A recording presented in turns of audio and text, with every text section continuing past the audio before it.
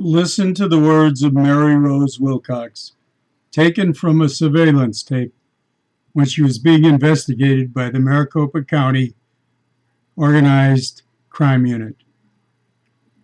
Peter, please don't call me anymore on my cell, and don't go near El Portal, her downtown restaurant, because they are not after you and Gabe. They're after me and Earl. If you need a lawyer, we'll get you a lawyer. Don't roll over. They have a nothing. It's your word. The Peter she was speaking to is Peter McKinn, a corrupt boxing promoter who was later convicted of forgery and false affidavit. In the same case, Mary Rose Wilcox was indicted for fraud, abuse of power, and conflict of interest. Grand juries are serious. When they indict an elected official for abuse of power, it means they found sufficient evidence to try that person for serious crimes. In the case of Mary Wilcox, two separate grand juries each indicted her twice. That means as many as 32 people studied the evidence and agreed it was sufficient to try Mary Rose for these crimes. What do you think some other charges were against millionaire Mary Rose?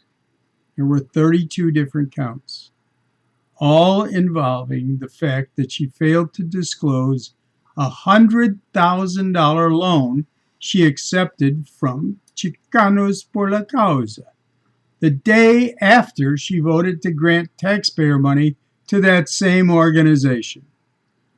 But Mary Rose Wilcox never went to trial on those indictments.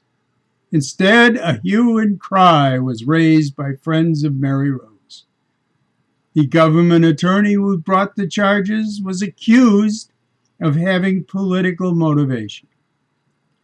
Mary Rose then sued the taxpayers for $4.75 million. For the emotional stress she endured because of those grand jury indictments. The county manager, just before resigning, caved in and agreed to give her $975,000 of your tax money to make Mary Rose feel better. I know how I feel about that. How do you feel right now? As a result of the accusations, the government attorney who brought the charges was investigated by a federal grand jury over the next 4 years. Are you ready for the punchlines? There are 3 of them. Number 1, in September 2012, that government attorney was completely exonerated by the federal grand jury. That means no evidence and no probable cause for any action against him.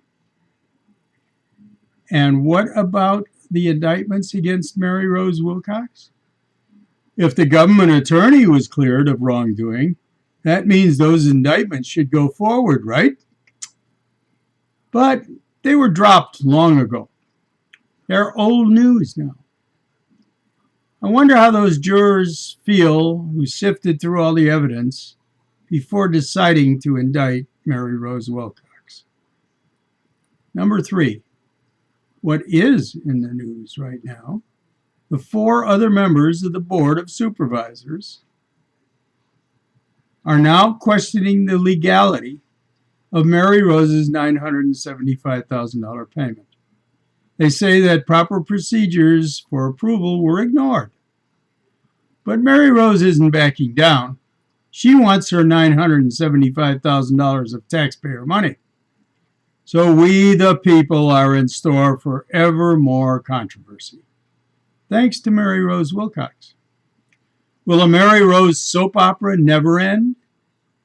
Will she ever get a conscience and resign? Will the people of Maricopa County ever be free of this continuing nightmare? There is only one way to end it. The people must retire millionaire Mary Rose by voting her out of office. I'm running for supervisor to do just that.